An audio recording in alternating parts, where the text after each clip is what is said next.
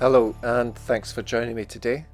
What I wanted to talk through was phase one, getting started, and how I've been getting on with my longevity program. So my training for 2025, with the help of the AI coach, I've split into 5 phases.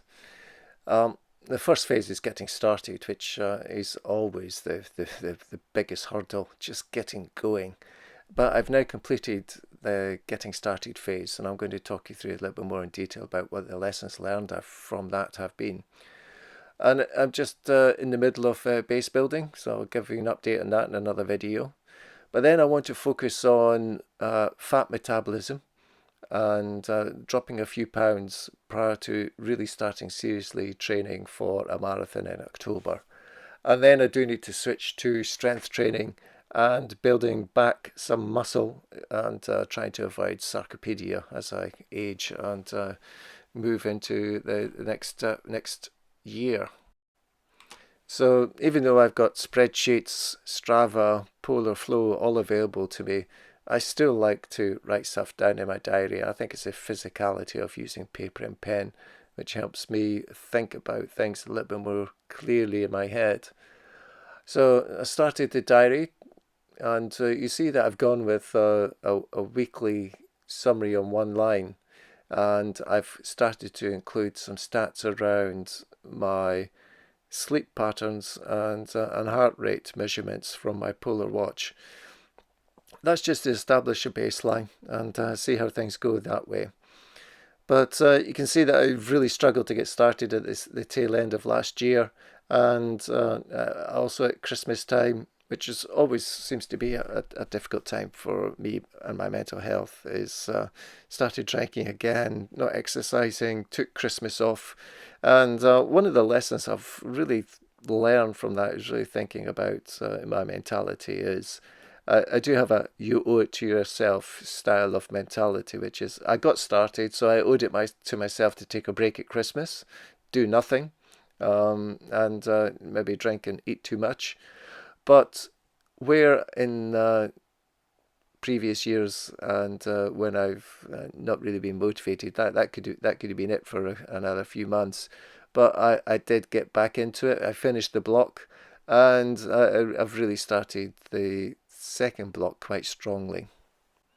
So what I've established is that in a block of not really trying too hard, I've completed 171 miles of training, and that was pretty leisurely, I think.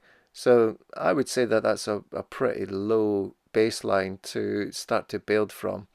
I do want to get up and beat my 2019 Rannoch Marathon training program. So that's the big target, to get to the start line as the best trained I've ever been. And that's going to take a lot of effort, but I've got the whole of the year to prepare. So with my heart rate averaging around about 51 at the beginning, you can see that during that Christmas off period and going back on alcohol, it's gone up quite significantly, and that is actually a surprise to me. I never really looked at that before. So I want to keep an eye on that, and the lessons learned for me is how much alcohol actually does affect your stats, not just, the motivation to get out and get running, but those internal measurements. That's the first time I've really realized that. So at the beginning of the period, I took some measurements with the weight scales, the body fat scales, and a tape measure. But the first block hasn't moved them in any significant way at all. So I do need to redouble my effort there. So 16 weeks feels like a waste now looking back. But some YouTubers can completely transform their lives, their bodies in 16 weeks, and I'm really just happy with getting going, getting out the door, and completing 171 miles. Uh, my weight is still lingeringly high at 73.2, and I haven't got a 100% record in alcohol. But going into block two, what I want to do is focus on nutrition, get those miles up to a reasonable level, and really get into the habit again. Just get out the door, get running, get on the machine, get on the elliptical trainer, and start to build a base that I can train from. So coming up is a selfie picture of me in the gym. So if you don't want to see that, please click away now. But after this period, I think I'm in reasonable shape for a starter, and well, there's obviously a lot of fat around my belly there. I do need to improve my back. The deltoids are doing okay, and my arms look really thin, thinnest I've really noticed for a long time. Um, but I think I'm making progress, and I think in phase two, when I really sort of ramp up the mileage and start to build in some strength training, things should move quickly. So I have decided to do a marathon in Sweden in October.